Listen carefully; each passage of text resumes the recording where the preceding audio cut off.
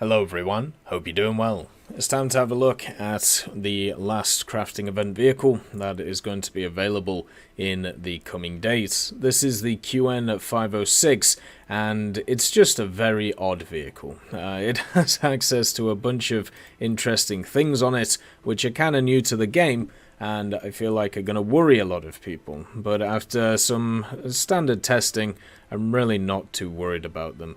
Unless people are kind of stationary, then it can be a little bit crazy. So the QN-506, the main selling point of this is this turretless, not turretless, but crewless turret, and its weapon systems. Starting off, it has a 7.62mm, which is stat here. Then it has the 30mm ZP-Z02, which seems very similar, if not the same, as the BMP-3 cannon. It has access to APDS-FS though, which pens 102.86.59, so that should be pretty fun. It also has access to APDS once you unlock it, but the standard round already has 2 APDS shells and a Heffy in it anyway, which pens 85.83.34. So a pretty decent shell. And also going at 1180, whereas the APDS-FS or APF-SDS is going at 1190 with a little bit more pen.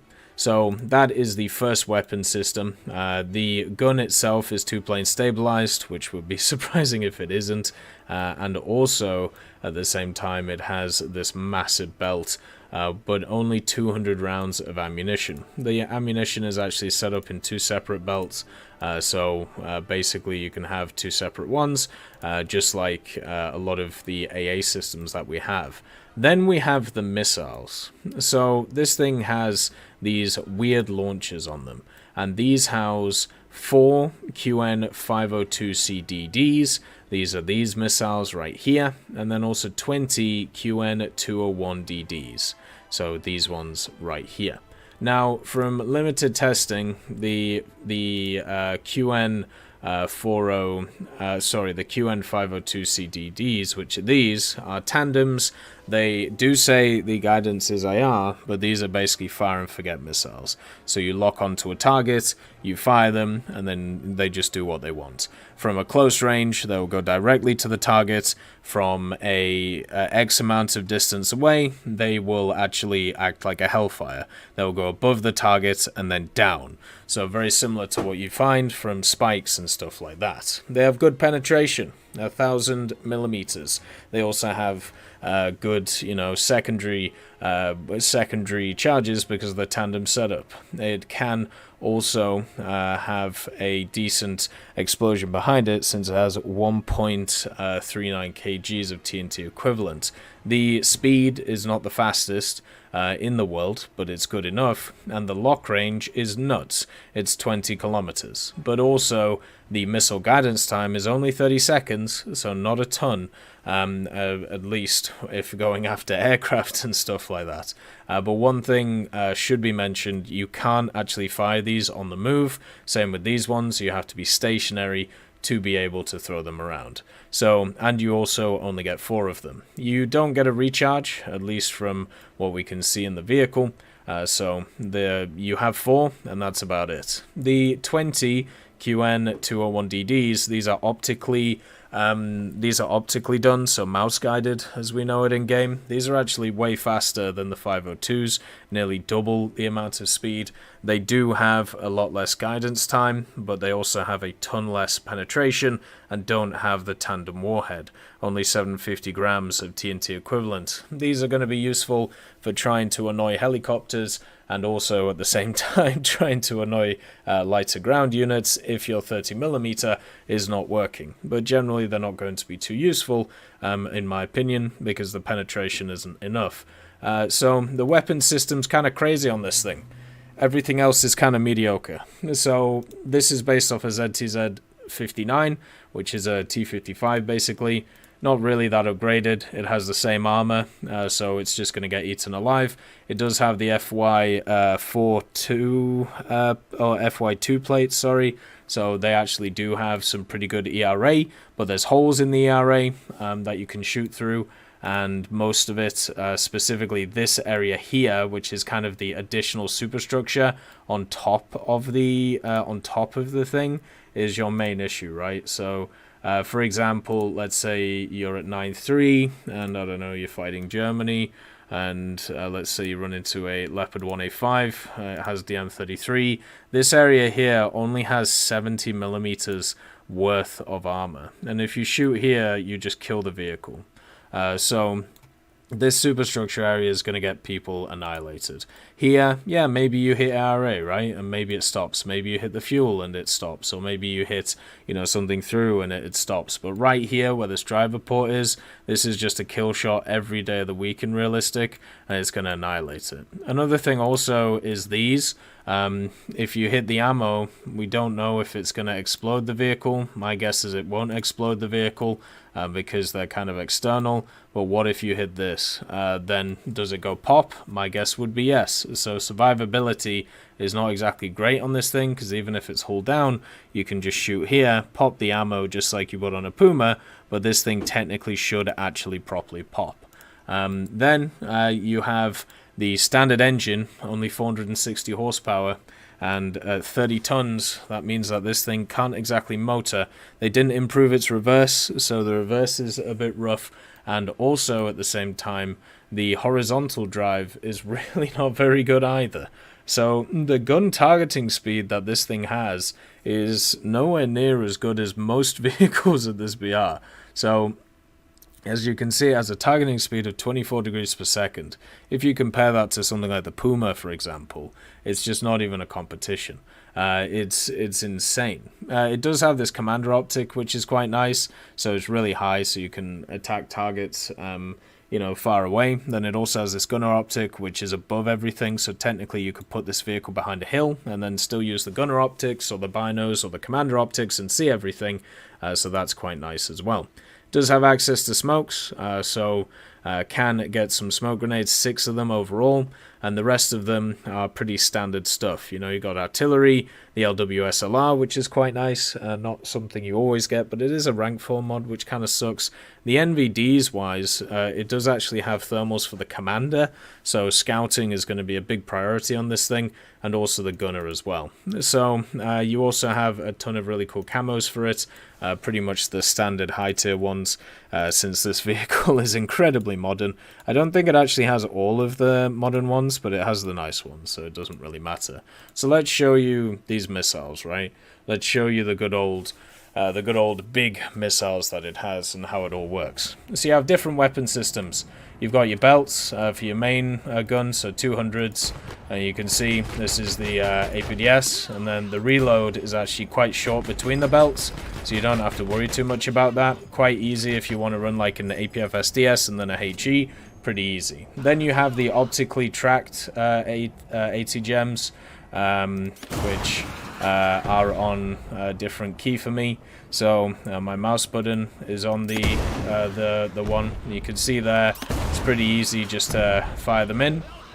Then you've got the machine gun, but you can see how pretty slow this turret is, can't you? And also its elevation, pretty slow as well. So once again, compare this to the Puma, which at least right now is at the same BR as this thing, and you can see how slow this thing is.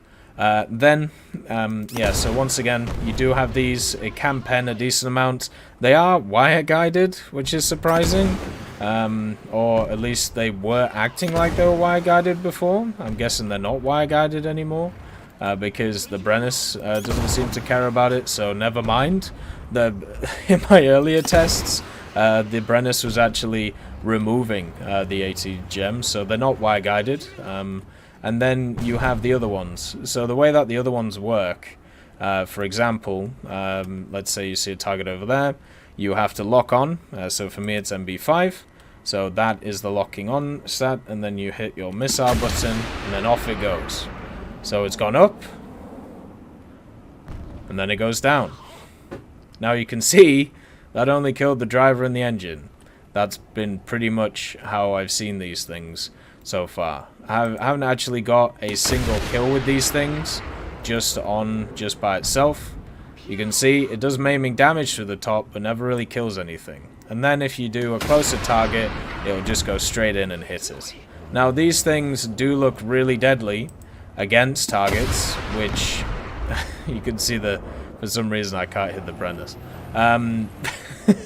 Superior French technology. You can see that these things kind of look scary from the outset, but these are all against targets which aren't moving, and also they're doing critical damage, but they're not doing full damage or actually killing vehicles. Like, the only way I can see them doing that is if they, you know, get top attack down. So once again, we'll try it on the Brennus.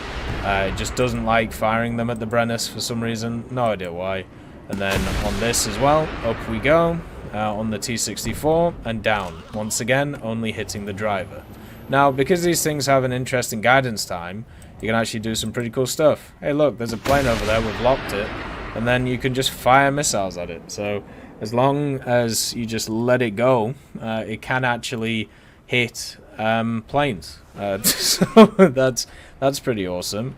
This machine doesn't have a radar. It doesn't have the other thing as well. If I can show that off, it doesn't have the lock-on thing, unfortunately. So you can see here, doesn't have that ability like a lot of other light vehicles, at least right now. So you can't guide it, you're going to have to guide it yourself. It does have the smokes, as we talked about, so 3 sets of 6, which are quite nice. Does also have the standard one. I really hope they add in the little gyro thing for this thing. I think that would be kind of cool, but unfortunately it's not the case yet. Maybe in the future. Who knows? And I'm stuck here for some reason. It won't let me go back to my vehicle. Why do you have to do this? But remember, this isn't in the game yet. I'm sure it'll be fixed. So, the mobility is eh. The survivability is eh. And I suppose the missiles are quite cool. Like, they're the first, like, fire and forget missiles we have.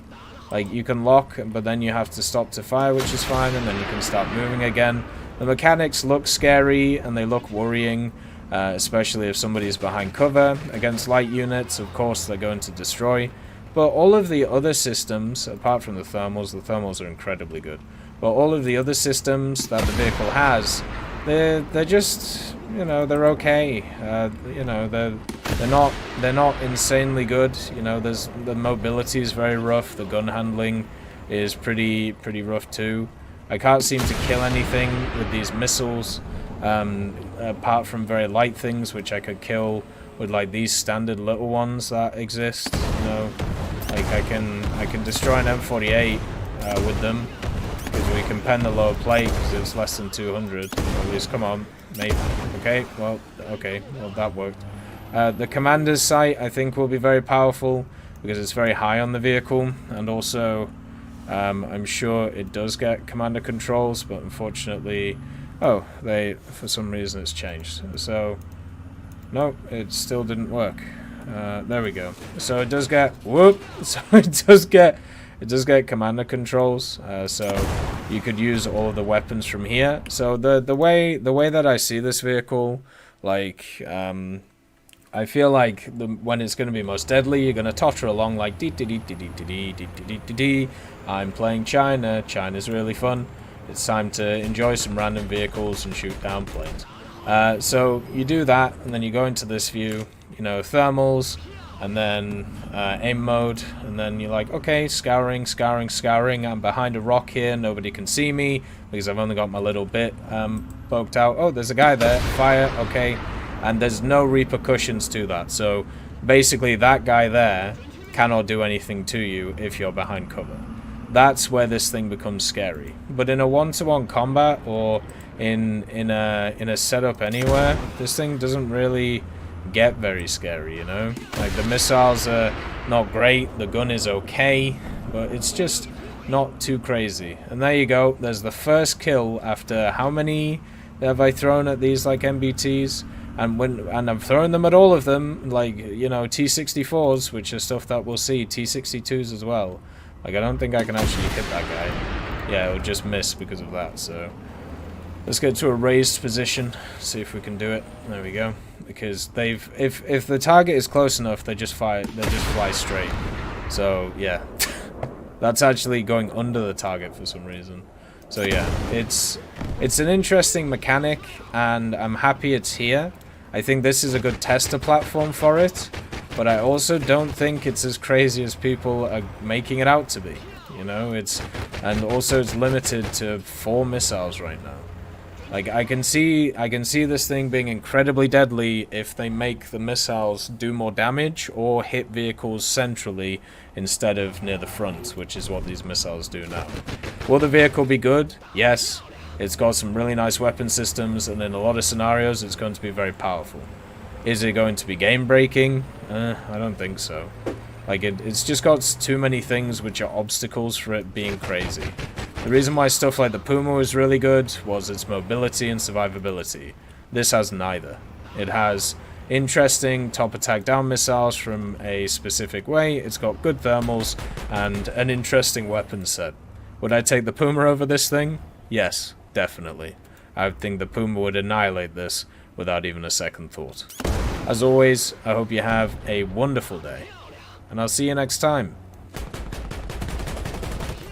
I'd just like to thank Millie Draper, Juan the Panda, Nick R. Copila, Carrion Crow, Gus Irenicus, Pyman, Merciless Reaper, Orange Tail, Teddy, Daniel Stanton, Moxie B. Young, Peter Grayling, Jerry Provolt, Bareen, Alan Hacker, Sem Arslan, Uncle Bean, Derek R., and Lafouche for supporting the channel.